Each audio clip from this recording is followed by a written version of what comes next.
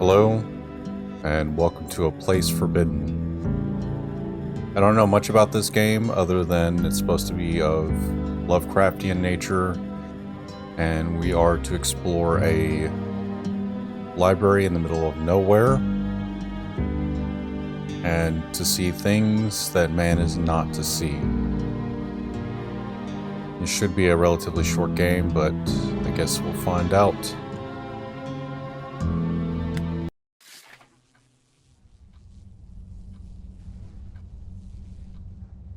This sure as hell isn't my apartment. Oh shit, we woke up here?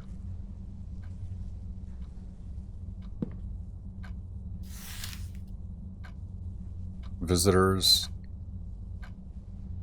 Earliest date 1790. Greetings, visitor. You're more than welcome to sign your name and the date of your visit in this guest book. Once you've done that, we welcome you to explore the library to your heart's content, so long as it isn't after closing. Once you've had your fill, please let yourself out. You'll find a key to the front door on one of the desks in the study. Gives me options to turn pages, but it's not allowing me to do so. These are also in different order.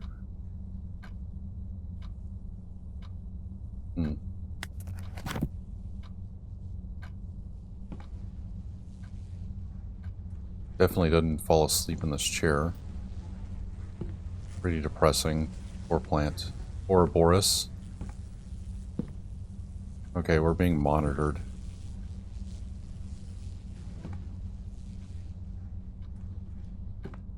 It is very quiet.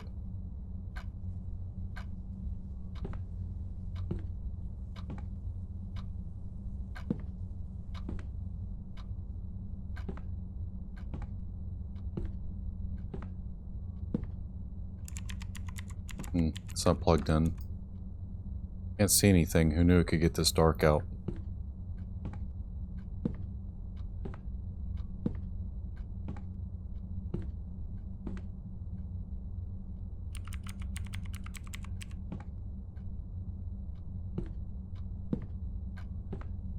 Huh. So he fell asleep and woke up here. Or she. Okay, here we go. Greetings, visitor. We'd like to take a moment to tell you about our wonderful library. The Library of Ouroboros is a state-of-the-art facility designed to replicate the rural charm found in many older buildings without the associated risks such buildings are known to accumulate. The building might seem like a strange sight amongst Wall Street's many towering skyscrapers, but we believe this dichotomy will be what sets us apart. Glad that you've decided to give us a chance and hope that our stock of books will appeal to you. Obviously, our collection of information isn't so vast as to encapsulate the whole of the internet, but we hope that the charming aesthetic design of our library will help you escape from the hustle and bustle of New York life. If you hear any strange footsteps, don't worry, there may still be construction going on above or below you. From us all, thanks again.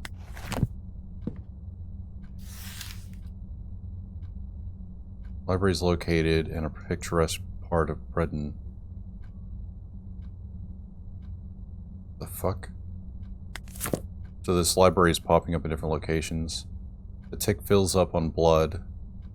Pustule pulses on a dead dog's eye. Like these, your head shall burst. Like these, your head shall burst.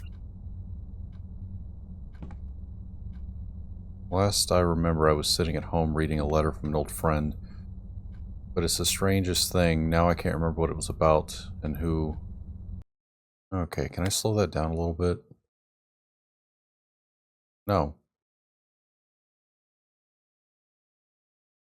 Okay. Also, I don't remember anything in my pocket, but I feel something. And to open notebook. You should really clean this place up. Don't lose the trash. This room makes me wish I had someone to vent to. Room 3. I think I'm cracking under the strain. I had the strangest inclination to walk straight into a wall. Room 4. There's a secret path in the dark. Room 5. Art can really be illuminating. with, of course, some, like, cultic or arcane text in it.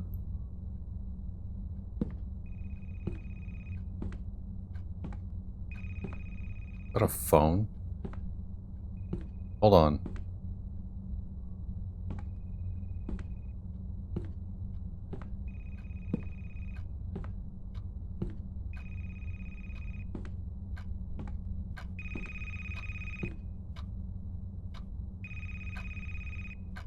Doesn't move at all, feels warm to the touch.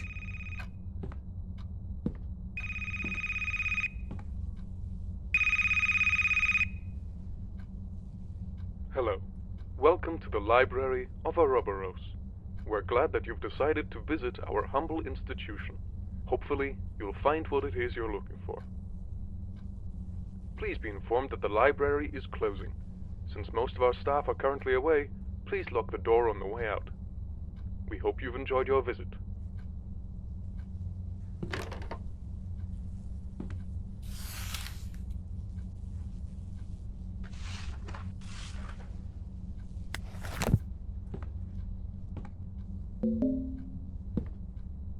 Okay, there's a key.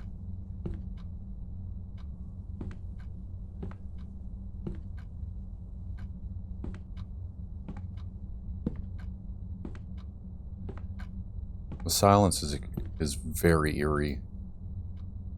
Almost all the words are crossed out and the pages are stuck together. Ugh. Ouroboros is a circular symbol, the snake swallowing its tail is a representation of the endless cycle of death and rebirth, of wholeness, the infinite, and a certain kind of cloying meaninglessness. I've never put much stock in mysticism, but in this place it's pasted all over the goddamn walls. Tough to avoid that. Last I remember I was on some occult website sitting on the farthest end of the internet past the places that normally dissuade the less curious. I had just a little too much time on my hands. I remember falling asleep, and now I'm here. The recording said that this place is the Library of Ouroboros. I remember reading something about that, but not what or where. If you're reading this, keep an eye out. Something isn't right. What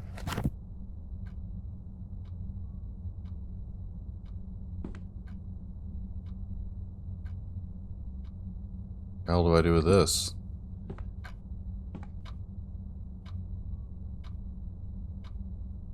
Well, not getting that now.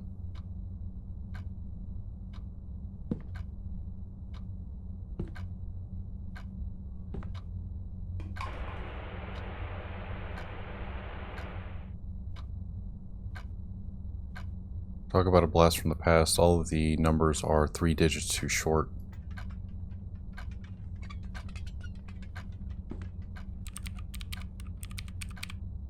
Brain looks burnt out.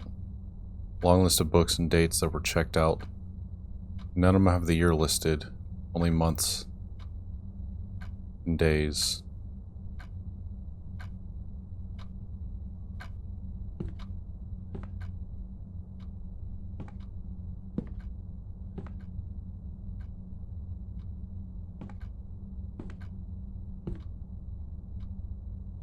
I actually got an achievement for throwing this in the trash, so maybe something happens for me cleaning up the library.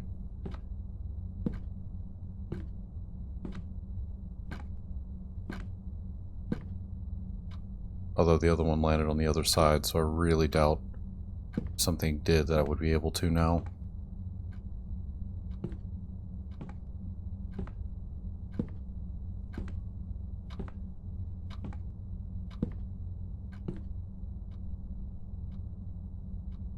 The shade wasn't like this a minute ago. Something... Why did that change?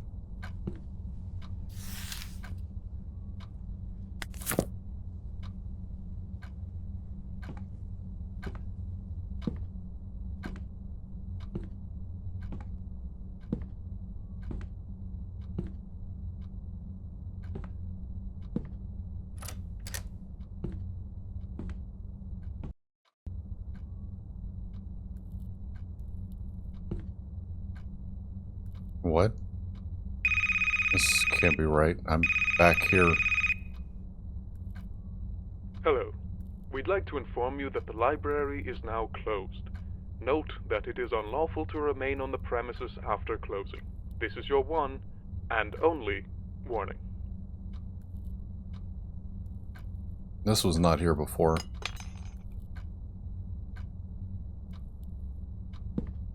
The hell was that sound?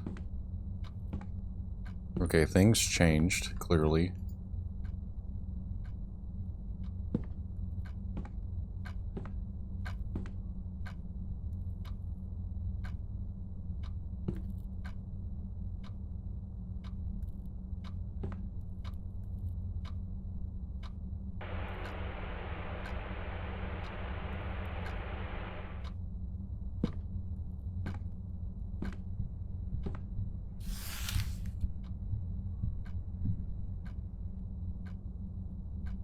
Minister's Doom, Act 3, Scene 2.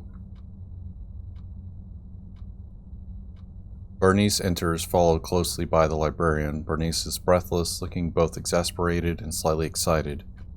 The librarian's expression is unreadable, as per usual.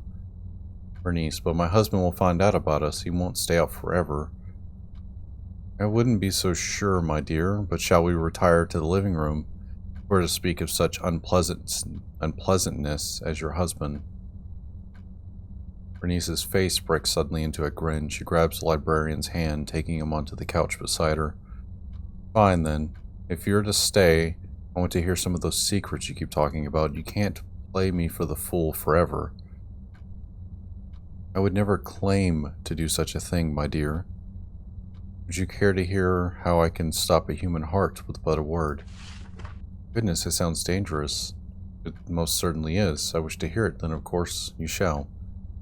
He leans close to Bernice, who closes her eyes as if expecting a kiss, but the librarian leans past her, whispering something in her ear. Bernice's eyes open wide. She gives a single jerk, strangled groan, and goes limp, sliding off the couch. Too curious for her own good. He stands, reaching in one of his pockets to withdraw a single black case containing Bernice's wedding ring.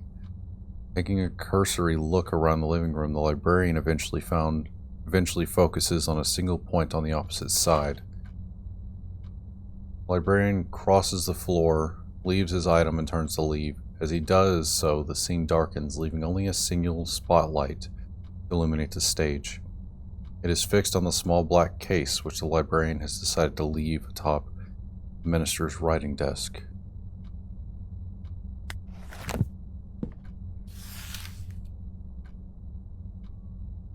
On the library, very early into my professorship, a student came to my office one spring afternoon with a stack of papers in her arms. She said she'd been having strange dreams of a place stretching forward and backward into infinity, dreams of hallways splitting into hallways, dreams of being lost in the intricate guts of some gigantic place that could not possibly exist. On the papers were crude sketches. She was no artist, she said, but something about the dreams had left such a vivid impression on her that putting what was in her brain to paper seemed her only option. She was clearly distressed when I gently suggested that she visit the university psychologist rather than the resident ancient history professor. She violently shook her head, asking if I knew anything about something called an Ouroboros library, or perhaps a Library of Ouroboros. It wasn't entirely clear. I told her the common knowledge about the symbol, taking from the Egyptians by the Greeks and from the Greeks by the medieval Europeans, a sign in alchemy of death and rebirth and so forth. The student continued shaking her head all through my explanation until she suddenly cut me off. Those are too old, she said. The place for my dreams was modern. There was electricity, computers, but everything seemed ancient and stank of old dust and damp wood. Something else. Please, don't you know of anything in recent times that might have stemmed from that idea? I confessed that I hadn't, especially considering the size and the many niches of the modern world. She left without another word, leaving her drawings behind. Something about the conversation shook me. I looked through the crude drawings made in a shaky hand and saw in the familiar shapes and designs an odd air of ominousness, like looking at the facade of a dark building and hearing the slightest scratchings of things that shouldn't be just behind the stones. All very juvenile thoughts, and yet, when I went home that evening, I brought the drawings. I couldn't help but want to look more into what we discussed, into the Library of Ouroboros. Holy shit, there's a lot. It was largely fruitless. I found many sites and articles on alchemy, the symbol itself for the public library in the Ouroboros County, which was located somewhere in rural Wisconsin. But just as the hour crept past midnight, I found something, the slightest snatch of information at the bottom of a rabbit hole series of links. I will not repeat the website's domain or my steps to arrive there for fear that someone might try to replicate what I did. But I will repeat what I found, because just as that student couldn't get the ideas from her head without drawing, I find I can't think of anything else, waking or sleeping. I hope this will help. The Library of Ouroboros, a kind of waking nightmare arrived upon by those too curious for their own good. Rich in black secrets, rich in dark ideas lost to time, rich in languages from dead races on other planets. Fortunate die, the truly lucky, or perhaps the most unfortunate of all, become tenders for all time, knowing far more than any living being could ever hope to learn, without becoming a permanent, perpetually screaming stain on the face of space-time forever. None have left it unscathed. There are forbidden tomes that would prevent you from breathing should you merely touch them, and the tenders are beyond sanity and jealously keep their terrible secrets. You've searched enough. This is your final warning.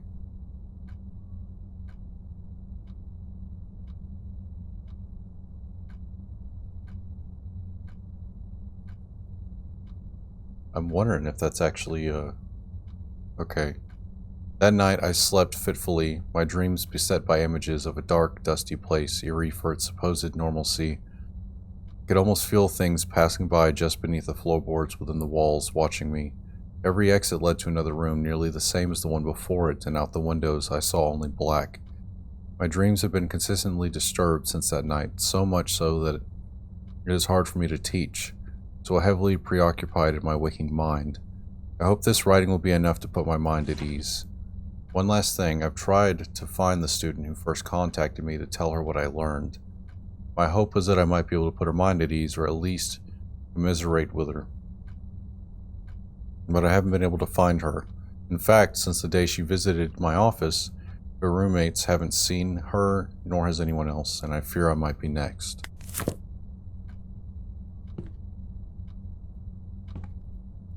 I honestly don't know if this is necessary.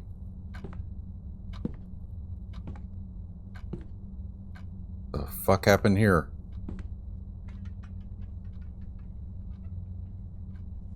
The note is largely obscured by blood, and one of the dustier books fell apart in my hands. There were these arcane scribbles, feels, after I threw it away, still not quite right, like something watching. Scribbles, there's not a real word on this page. Smudged to be legible.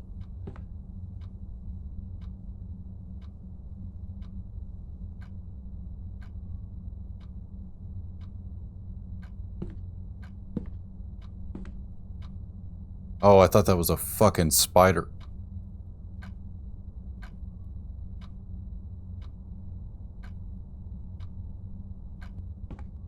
Okay, that shit changed. What the fuck is going on?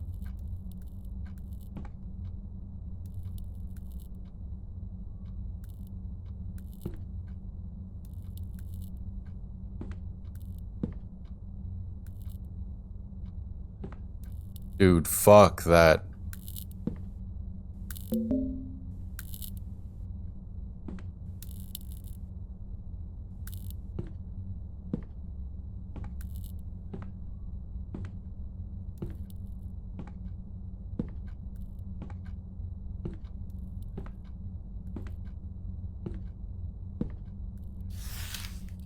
A kind slumber. I've been driving for miles and miles and miles. It's night, I'm tired, so tired. Been on the road for what feels like days, don't like the constant moving. Never have, but it wasn't this bad when I was younger. Couldn't sleep in the car while my parents drove. Now I don't have anybody to drive me. Two of them got too caught up in some of the darker parts of our world, a black library by our old house. They went in, never came out. They are why I can't sleep, their book. What I learned without crying as I opened the dusty thing, sitting disused as I cleaned out what remained of the attic. Didn't even mean to, and yet here we are. There have been no other cars for hours. In this dark stretch of road, my truck, all I've known. As I drive along, a halo of red and blue neon forms in my windshield, a bastion in the dark, a tiny diner. I'm not hungry, I'm not thirsty, just tired. But all the same, I take the exit as it comes up, pulling into the parking lot between a beat-up jalopy and a truck that looks a lot like mine. I hardly feel the cold outside, I hardly feel anything. It's like being trapped in somebody else's body, and things don't feel like they fit right on my muscles anymore. The diner's just as cold as the outdoors and hardly more inviting. The distressed red pleather of a bunch of booths that should have been trashed years ago, dirty tables, floors buffed into a mockery of cleanliness, empty but for a man in a heavy coat in one corner and a waitress in the other. The man is standing, the waitress is also standing. They look like prize fighters about to square off, or they would if they were looking at each other. Instead, I can't see the man's face for his collar and hat. And the woman is looking at me. "Seat, sir?" I nod. "Rough weather out," she says, trying to smile as I take my seat. I can tell I look terrible. "Do you know a place I can get some shut-eye?" I ask almost without realizing it. I can't sleep, but maybe I can still try. "Not a motel for miles. You can sleep at your table if you want, though. You don't even have to order anything. Thank you." I set my head down on the table and my eyes don't shut. That black knowledge slithered its way from those stained pages and into my brain, and now it grips my eyelids, forcing them wide. The diner is sideways. I'm like this for a few minutes, then there's someone else standing sideways in front of me. That man in that coat, his face is a dark red mass. Sleep deprivation. "Tired, buddy?" I nod. The table's cold against my numb face. "I think we can help each other." He reaches towards my face, laying a hand upon my cheek. There's a flicker feeling of warmth that cuts through the fog that swallowed up my head for days. As he withdraws his hand, I see a strip of ragged flesh in it, which he brings to his face. When he lifts his hand again, the flesh is gone. "Thanks, buddy. May I take the rest?" I nod. The table is cold against my face, and as I finish nodding, he turns my head roughly and grabs at it, pulling away another strip of red. There's feeling. The tiredness becomes more pronounced. He doesn't ask anymore, just takes. Each time his hand comes down, a little part of me leaves. But at that point, I don't much care. Take it all, like the rest. The table is turned red, like the seats around us. Time passes, feelings gone, sleep. The man in the coat takes down his collar, and I see my face looking down at me, tired. He reaches down into my pocket, fishes up my keys. "Rest easy, buddy," he says, and something else that I don't hear. He's gone. It all is. Interesting. Little creepypasta there.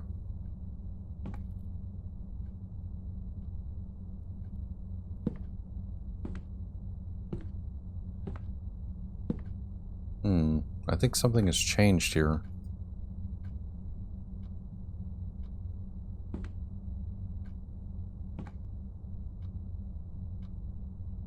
I can't help but feel as if I stand before the precipice of some terrible reality. Left one room only to come right back to it. Shame there's no place to go but straight ahead. I've hidden a few tools in this room in case the path ahead isn't what I hope it is.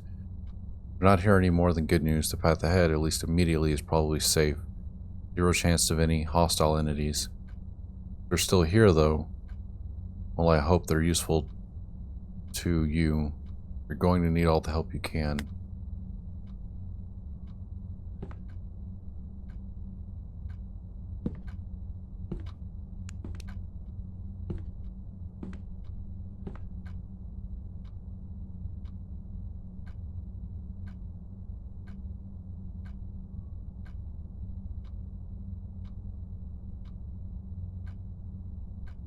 Oh. Okay. 4, 1,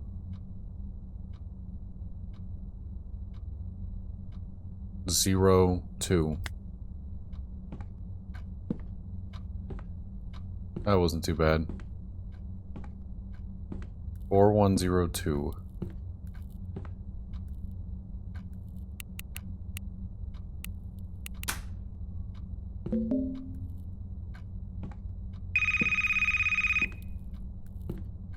We've given you chances.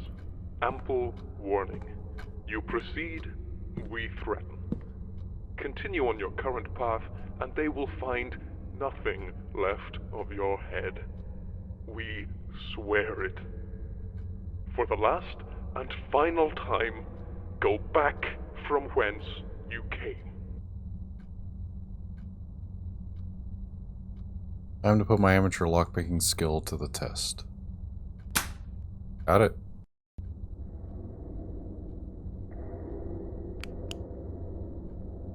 Again? Something about this room is even worse than the last ones. Before, there might have been an odd feeling in the air, a certain untraceable scent, but it at least felt like somewhere people had been. Here, something definitely wrong. I can hear something deeper in this room, barely perceptible, crying out in pain. Here goes nothing.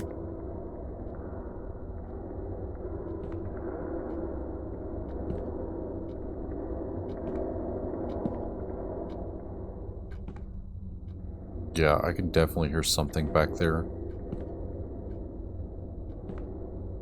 I'm still being watched. There's no way I'm in the same library I was in earlier, right? This room's massive. Holy shit, this room is massive.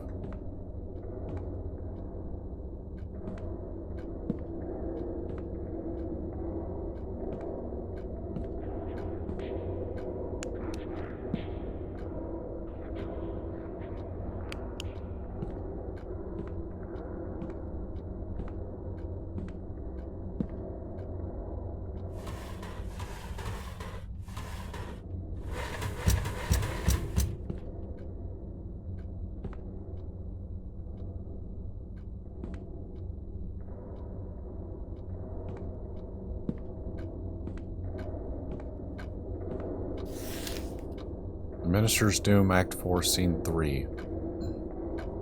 Open atop the roof of the minister's estate. The minister lies against a statue of a lion spattered with his blood.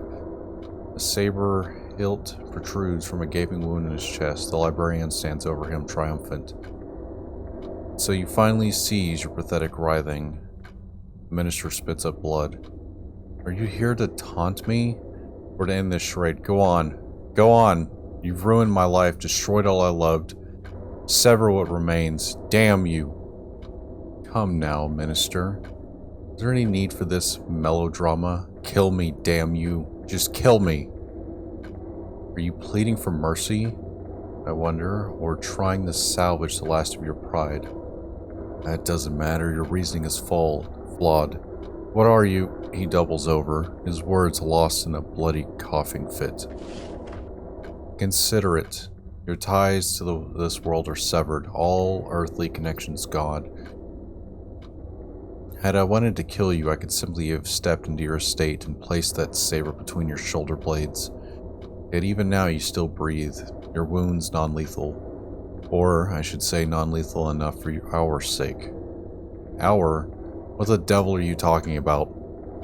Forgive me, minister, but I'm afraid I've misled you. You see, this was never about vengeance. When I met you on your return from City Hall those 3 weeks ago, it was only a few hours after my first visit to the city. What? That tale about the library that I put out of business. A very flimsy lie, I'm afraid. Really, I'm quite amazed you didn't see through it. Oh, and since the truth is coming out in the open, it should be said that the odds were insurmountable from the start. You were never just fighting an individual. I knew it. That maid will hang. That maid is dead already. A half-hearted turncoat is of no use to me. Actually, that is exactly the truth that should come out, minister, for you see. There is no such thing as me. Never was. There's only us. The minister is silent, his mouth hanging open in shocked awe. A madman. Wrong, my friend, neither mad nor man. Nor are we here, as you delightfully put it, to sever you. Quite the contrary, in fact. We want you to join us. The librarian steps closer. We are always in need of fresh, strong minds. Your impeccable business sense and your knack for keeping it from ever sullying your spotless, smiling public face has proven that you have exactly that. My God, get back. Your God is dead, or asleep, or else he is somewhere out of hearing, or else he does not listen at all. No, no, minister, my friend. You could not choose between him and us. The only choice is to come to us willingly, or for us to take you. The minister's hand darts into his coat past the saber. In a flash, he withdraws a flintlock pistol. I make my own options. The minister fires straight at the librarian's heart. Perfect shot at zero range, but when the smoke finally clears, the librarian still stands. Casually, he reaches up to brush the pistol shot from his overcoat. Regrettably, it seems you forfeited your right to choose. The scene darkens as the minister gives a strangled, agonizing scream. When the light returns, the minister stands alone. It is only him, the saber, and the blood-stained lion. Get comfortable, minister. We'll be spending a lot of time together.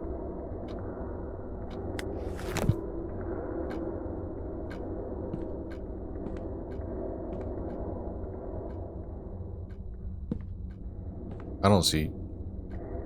Oh shit, there is. You see the hand?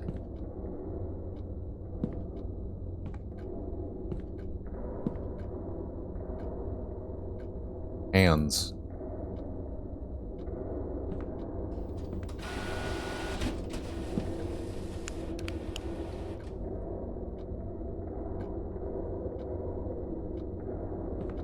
Uh-oh. I just got an achievement called Annoy the Librarian. Well, fuck me. What the hell kind of ink is this? Blood, my friend. Am I gonna get the bad ending? Oh shit, I'm in a maze, of course. Wrong turn.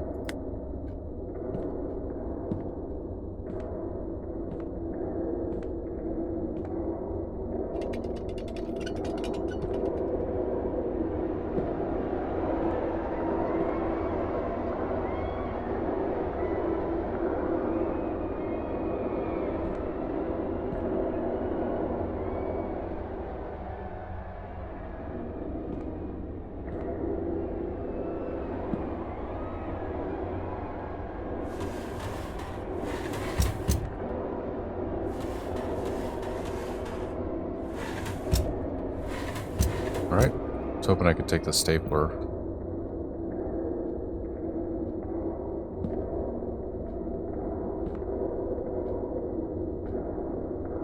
What's with the candles and the plants?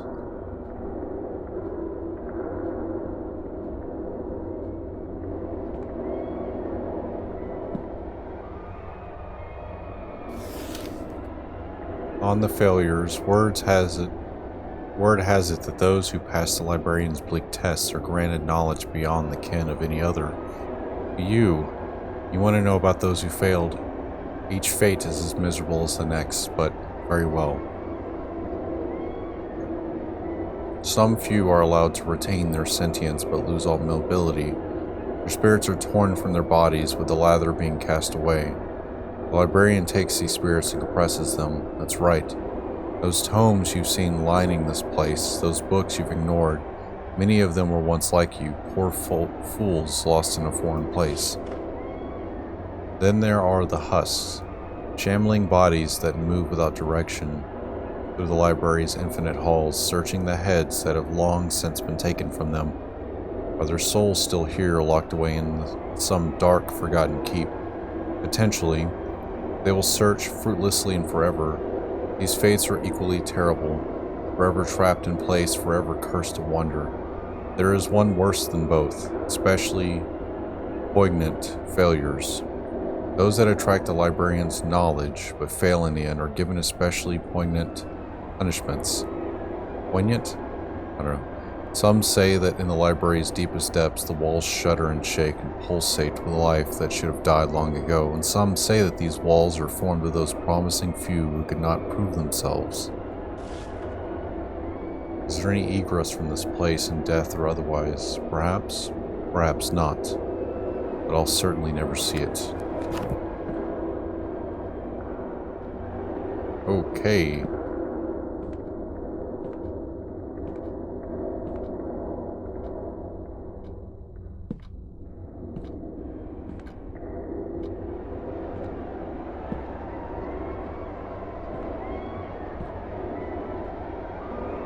The hell are those?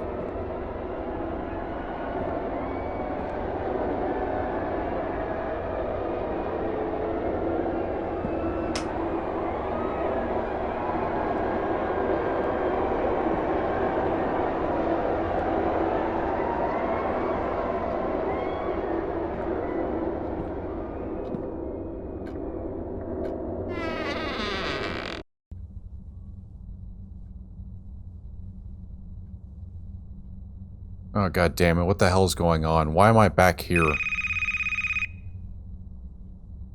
Like a beetle in an antline's trap, you flail your way deeper. It is gratifying to watch you wriggle your way to your doom. We so rarely have new visitors. Perhaps we won't spatter you across these walls. Perhaps we'll allow you to stay, join the others. It is what you want, is it not?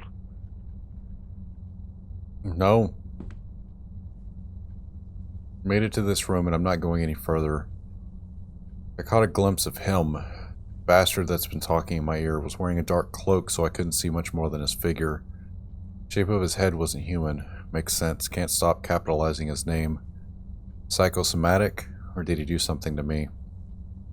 I know I won't be able to stay here forever.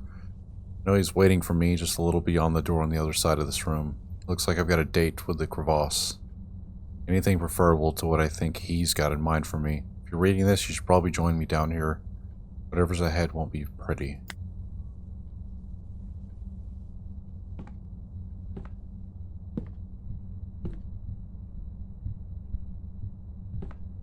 Never trust a skeleton.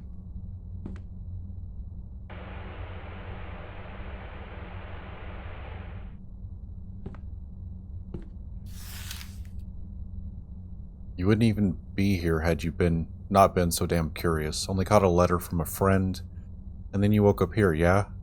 Nothing you did? I know better. You've searched for the library at home. Actively tried to be ensconced by the pool of black knowledge and forgotten places on the internet. In the dusty cabinets of the world, you were looking for something. We both know why. It was all because of that letter, but it isn't just guilt that moves you, is it? It's that hungry feeling, that desperate wish to know all there is before the grave wraps its gnarled hands around your legs and pulls. Though mine has been lost to the ages, I can sense your heart beating. In fact, everything in and around the library can. Poor stupid bastard. If you recognized what forces you've caught the attention of, I think you'd go the way the one before you did.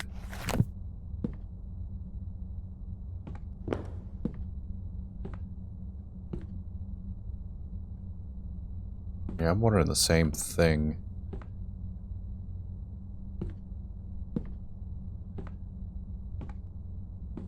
Yeah, I'm sure there was a door there too.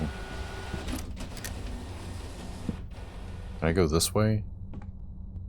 This is where I came, but...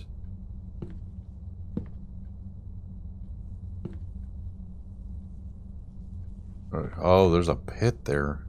What the fuck is that?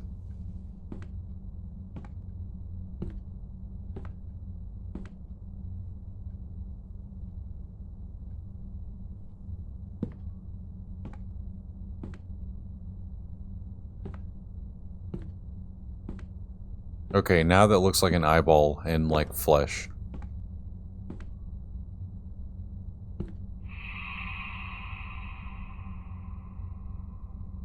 fucking clearly. The phases of the moon.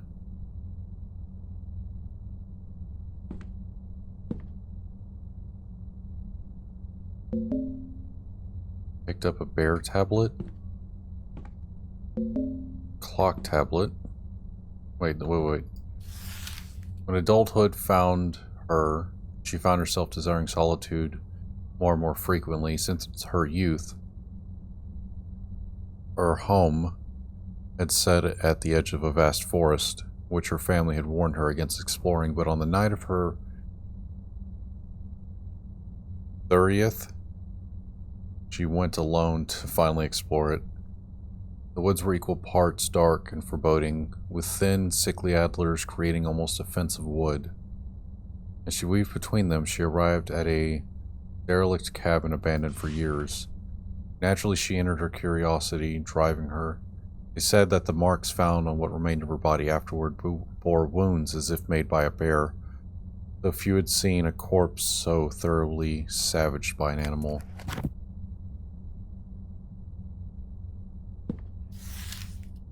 He was as old as 10, perhaps older, and had lived alone for a long time. Over his many years, he had accumulated much wealth, knowledge, and fond memories, but nothing to stop the onset of time.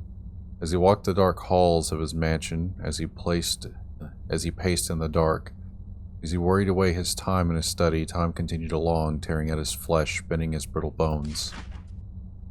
The hands of the clock peeled the organs away from his body, one by one, until his waning strength finally failed him. He was found slumped in his chair, surrounded by books bearing unidentifiable sigils. In the end, even they had not saved him.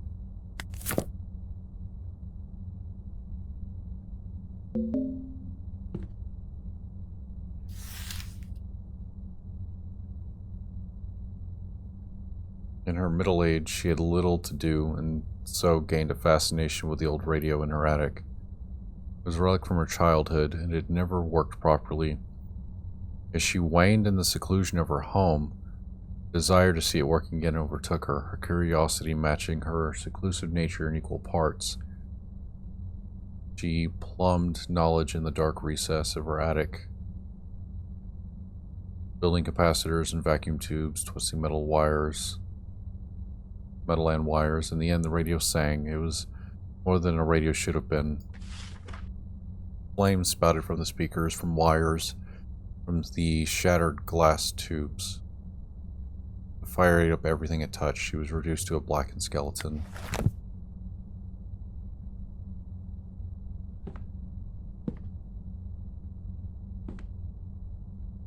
Well, I'm not getting those back. He was only a child left alone for too long. As children are wont to do, he went off in the high grassy hills above the apartment complex he called home. Tall grass came almost to his chin, tickling his nose when he stepped forward. The freedom normally kept from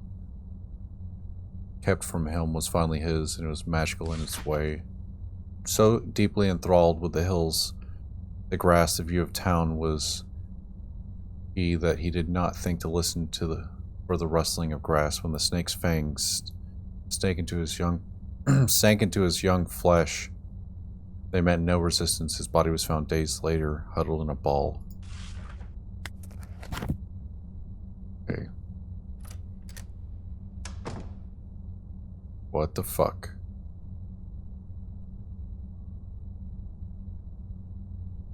Abstract art. You motherfucker. Locked me in here? You... Okay, it's just not gonna let me do it.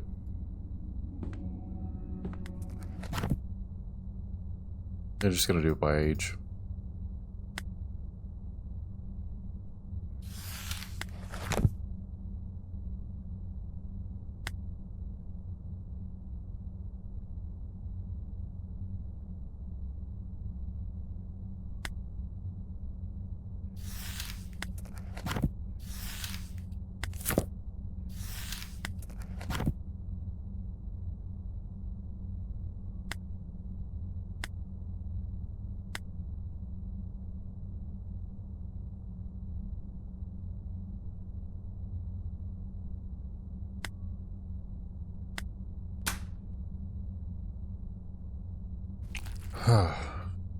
I was hoping there was some kind of secret thing. There might be.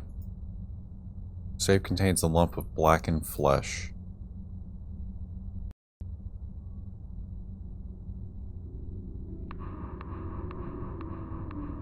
It's hard to even be surprised anymore. Fair enough.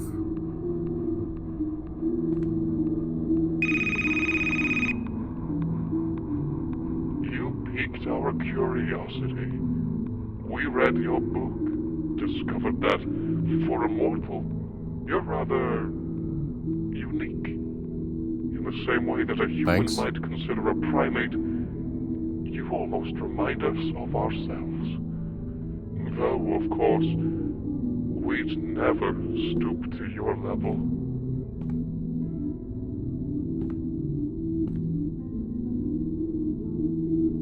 Dark comes crushing down and swallows you whole, swallows you whole. Oh god, the lights go dim one by one. Bryce, might it be safe not to move on at all? What the fuck?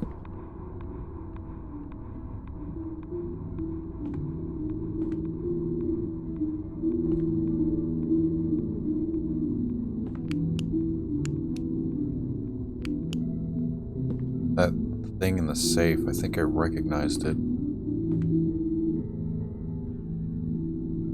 Get out! Get out! Can't you find your way out? Golden blood, the fabric of something. I think I saw one that said Janie's got a gun. This place is infinite, but not the same. The deeper you go, the darker it gets. You're reading this and it's too late. No living person should see what you're about to see. And even worse, you'll die not soon after. Sorry, if it's any consolation, I'd rather be you than me. You won't want to be there when the light fades in full.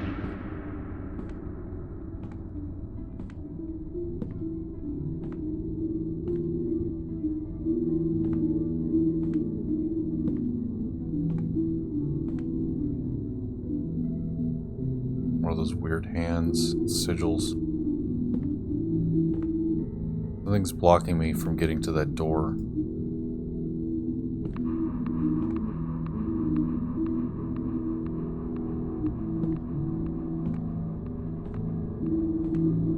Soon you shall see what she saw. I'm assuming it's these candles. Oh, the light.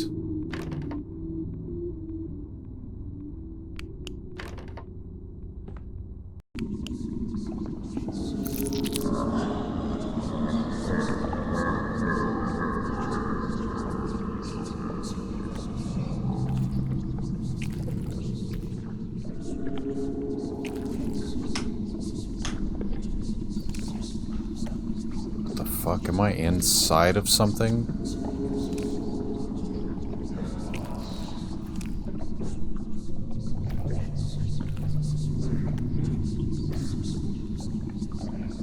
Well,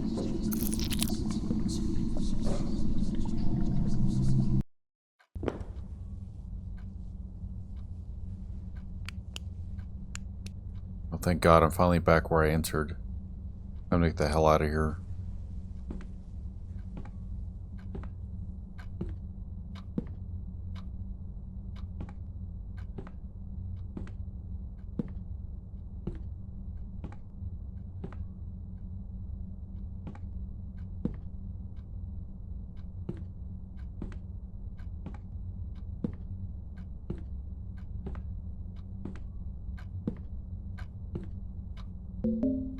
There's the key.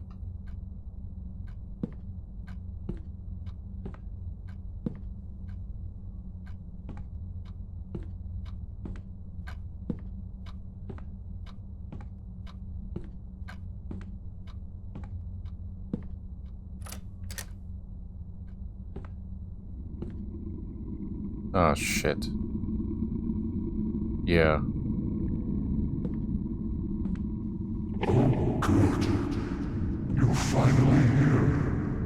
Certainly kept the suspense going. Stay right there. We shall be with you shortly, and once we're there, we'll turn your form into something more palatable. More arms, we think.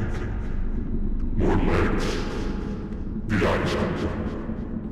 Stay right there.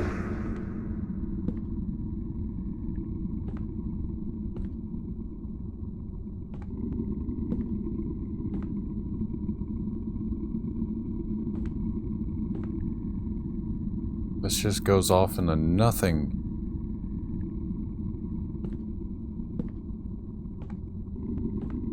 I've got to figure something out.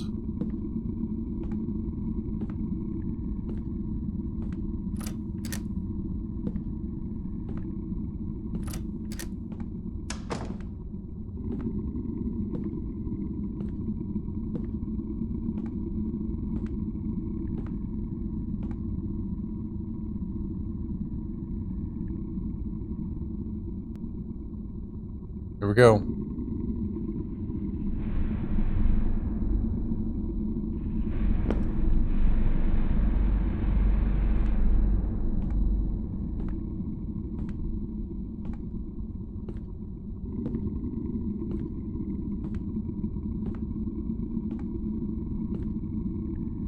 Looks like something goes here.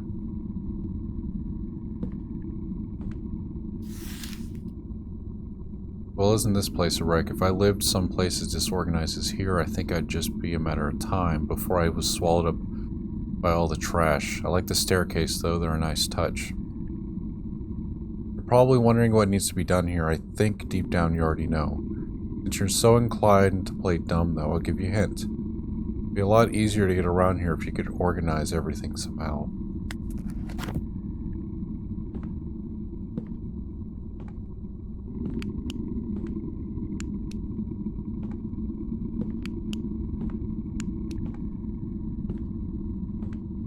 Okay, not allowed to go up the staircase.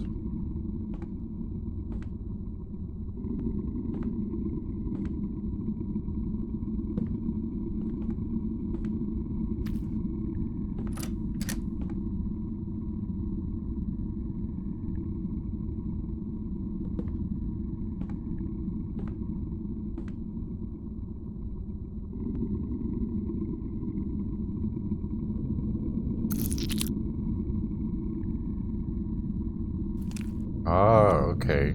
Every time I fall down a hole, one, the first.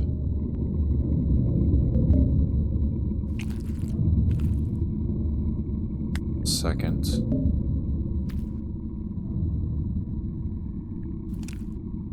The way the things wriggle, it's almost as if something is alive within them.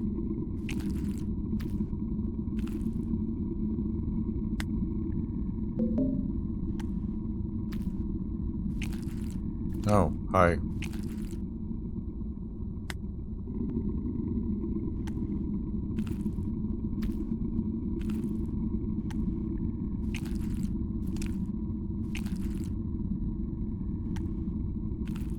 Where?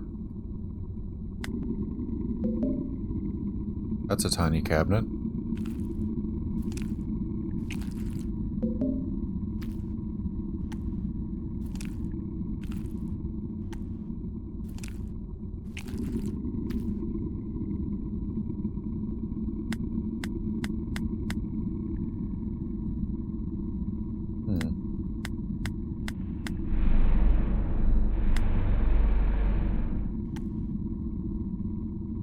Okay.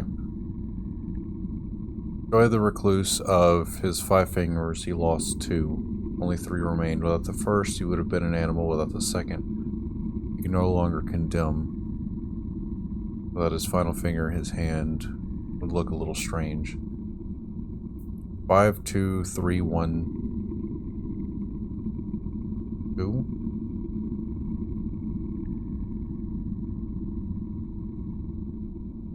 So no longer condemn. Thumb is what makes us human. Without his final finger, hand would look a little strange.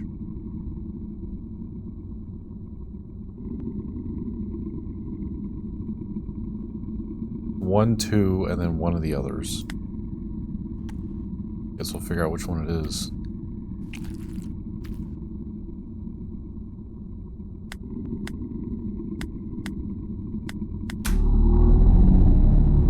So it's this. I know more than the others, but I won't tell you. He spent too much time alone, thinking, and that accelerated his downfall. A terrible thing befell that woman he claimed to have loved. It consumed him, consumed his every waking moment, whether or not he had been loved back. The depression lost him his job and his home, turning a sad wreck of a human being into a sadder, hollower thing. His focus, his obsession never strayed. He was gone from his life, and as far as he was concerned, that was all that mattered. Even when a family member took him in and sheltered him, he all but ignored them. So entrapped with himself was he. Okay.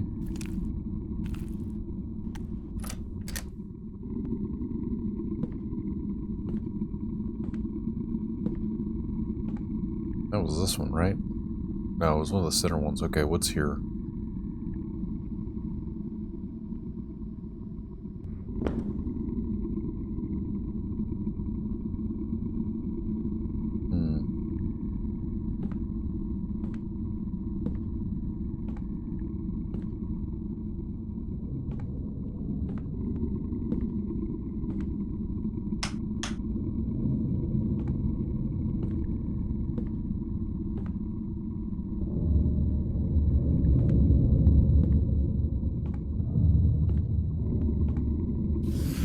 If this place were a mind, it would not be pure. The answer to the path ahead is embedded in a column of red flesh.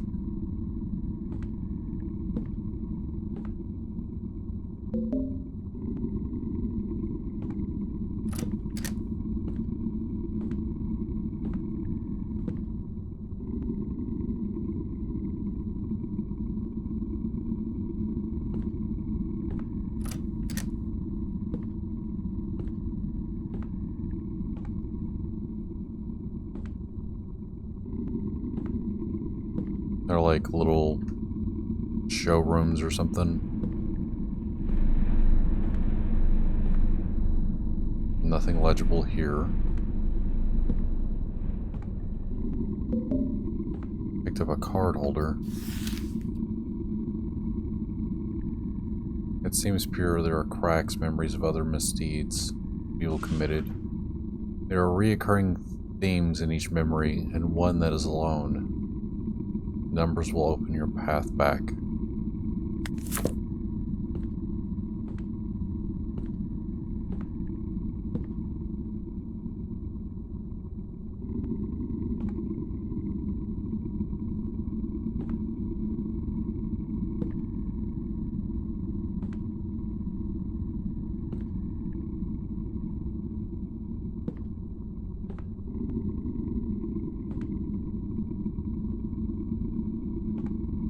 So what, 8, 4, 3, 1?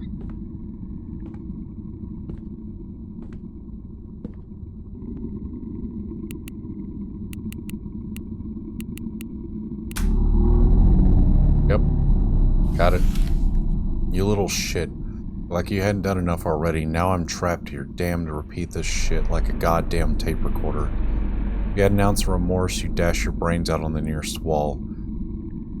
He was never much good at forming connections with people, and this wasn't any different. That woman who walked into his life spent a night and a half with him and recognized him for what he was, an ancient, empty, half-formed piece of sentient scum. Naturally, he took eons more from their briefs tryst than she ever intended. Spent days upon days picking their every second together apart, thinking about what he could have done differently. Not once did he even consider what he should have known in the first place. That there just wasn't anything to him. He wasn't person enough for himself, let alone another.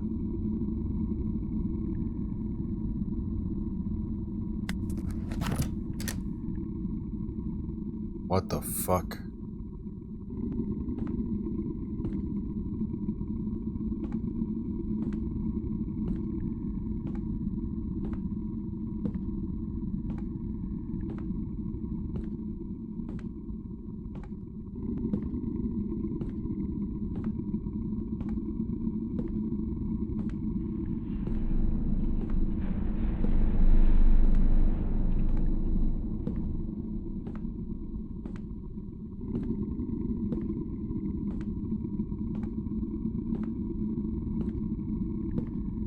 I think this is the same place, they just changed it again.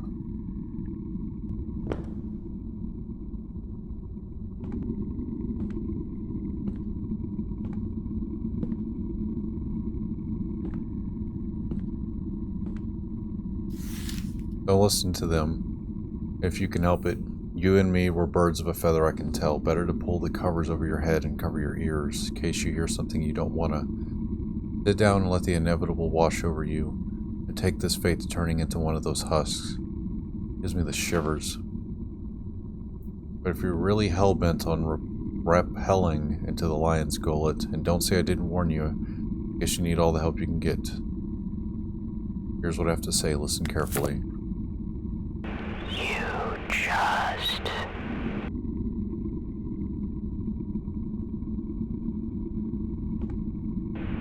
find nothing. Everything is can harm. Stop thinking.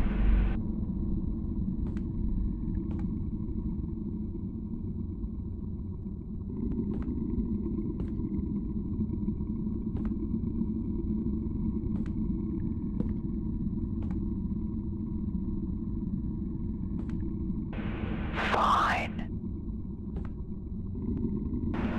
Everything. Fine. Cannot. Stop. Cannot. Find nothing. You just cannot. Everything. Everything is... Huge. No. Everything. Find Nothing can harm. cannot. Can harm. You just stop thinking. Stop thinking. Okay. Yep. Everything is fine. Nothing can hurt you. Just stop thinking. Thank you. Wasn't too bad. Alright, last one. That was chess.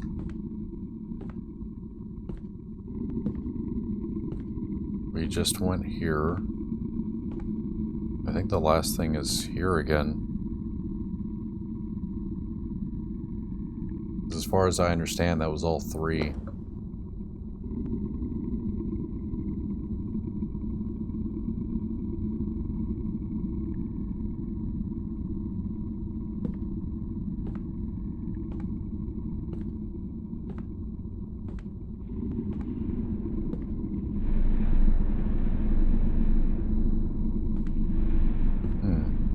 Or maybe not. So I'm missing one more.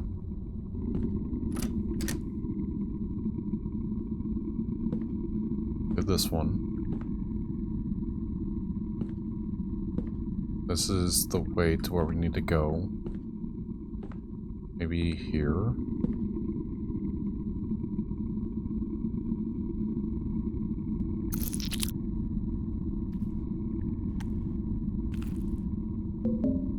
Yep. It was the cabinet. I had a feeling that was something earlier. That happens.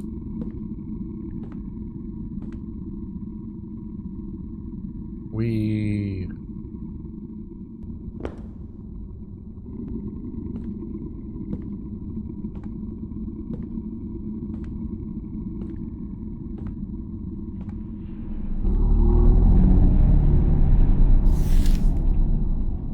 I knew you'd come. Very well, I'll speak. He was always inclined toward solitude.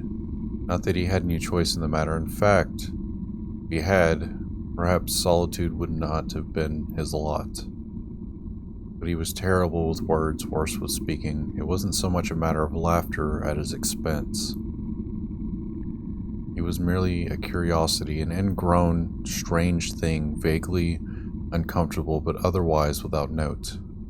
There was one exception to his lonely existence. As he aged, he found himself in the position of an archivist, surrounded only by dust, dead things, dead words. Though he'd grown used to the solitude, he hated it with a burning, quiet passion. Thus, when a graduate student about his age came to plumb the dry and dead things, he forced himself to strike up conversation with her. To his delight, she returned his words, and for the first time in ages, he felt his heart beat a little faster.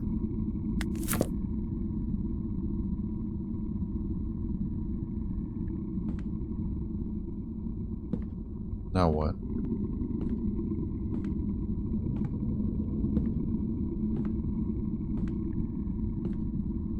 I just go back?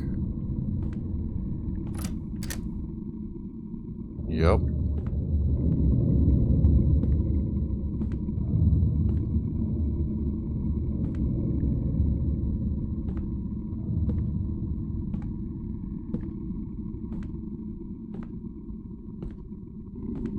More holes and an infinite abyss. And that.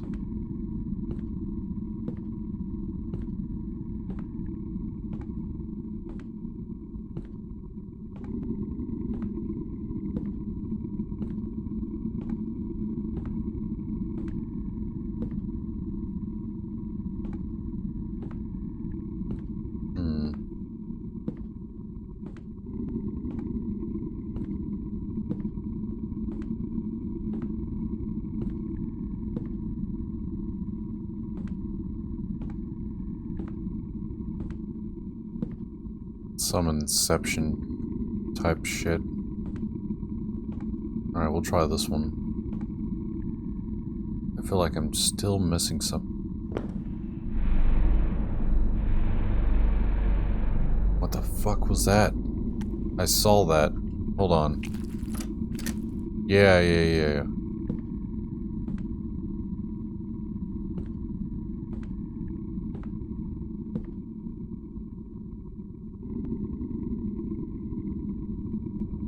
Giant eye in the center.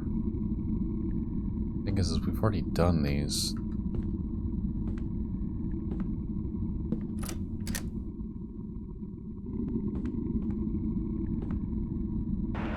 Everything. Find nothing. Cannot. Huge. Stop thinking. Okay, I found it. It took me a little while to figure out. Apparently, I had to light them up in the right order, which I didn't figure out till much later. Play dumb all you like. The librarian already knows your body inside and out. He spent all of his time searching, and eventually he found his goal. There are places, even in the digital world, where things not meant for mortal eyes lurk. He caught only the slightest glimpse of one such place, and it was enough. The eyes of the librarian were upon him. From that point forward, what happened was destined to happen. And worst of all, he would never find the knowledge he sought. Maybe it's better that way.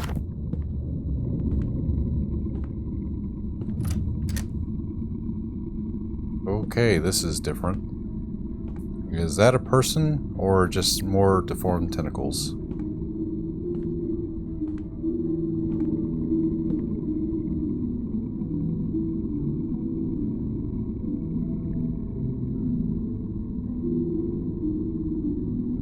I'm sorry?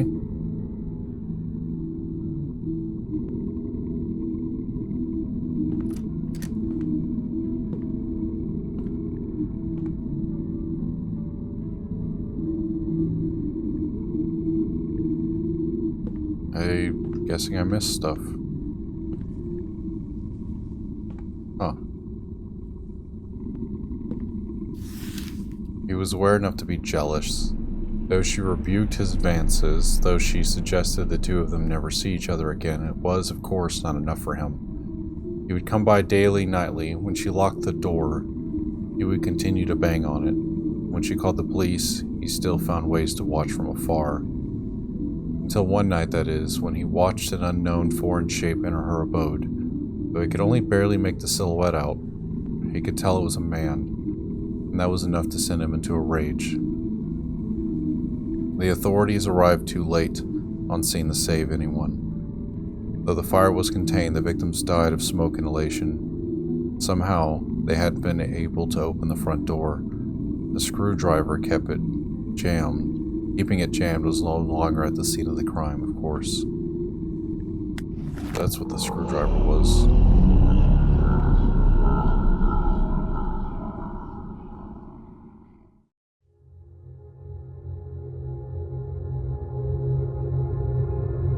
When I next opened my eyes, I found myself on an empty road in a desolate place.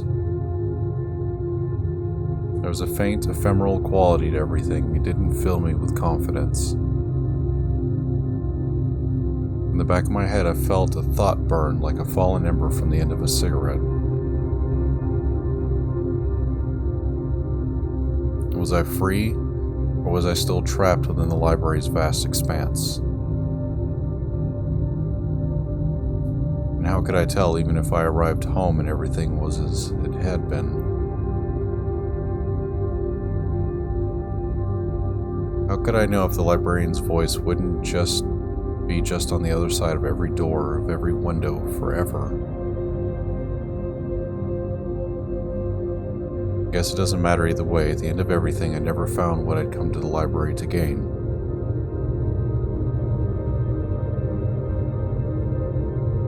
For the rest of my life, I think I'll find myself wondering what it was that I missed. Perhaps the failure was a blessing, empty as I find myself left. Perhaps there was something even worse waiting for me, but I only looked a little deeper.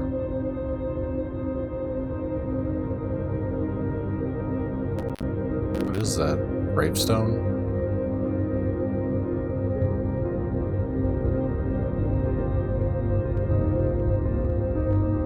But I doubt it.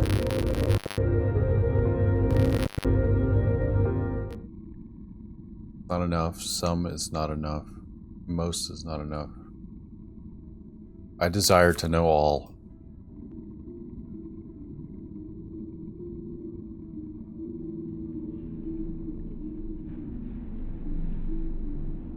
No?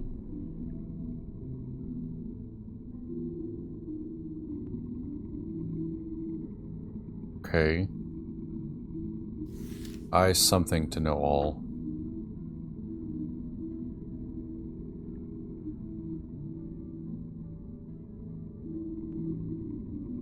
I demand.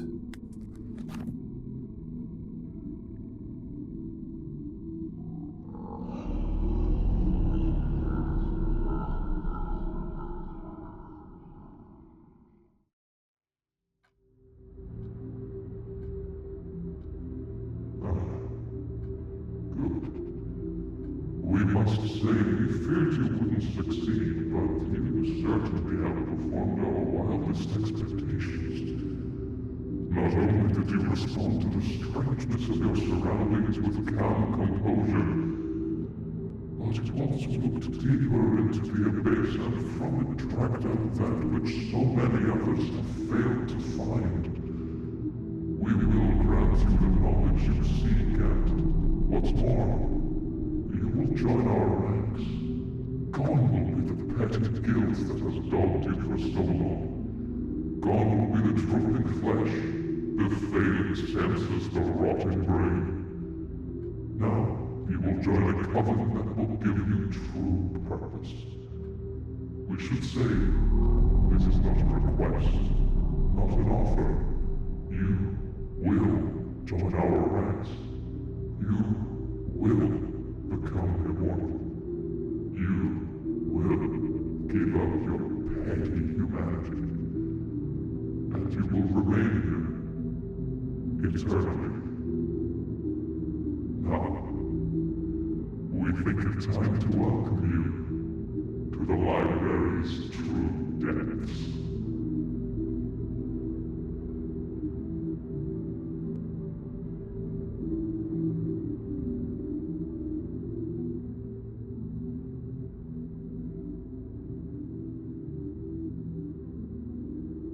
Okay. So we ended up finding what we were looking for.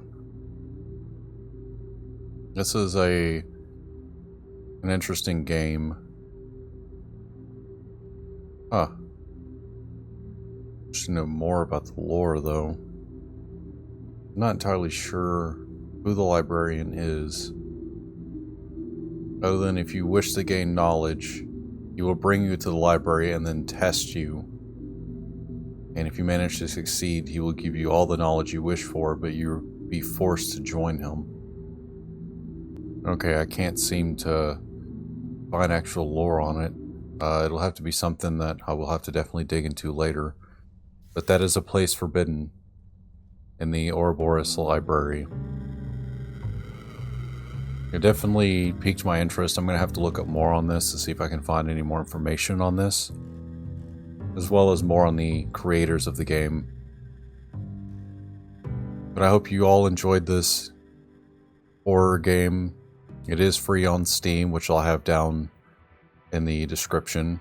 There'll be a link to Steam. Well, I hope to see you guys in the next video. Don't forget to comment and let me know what you guys think. Maybe some other games that you would like to see me play. And to like and subscribe to help support me and the channel so I can keep doing what I'm doing. And I'll see you guys in the next one. Bye-bye.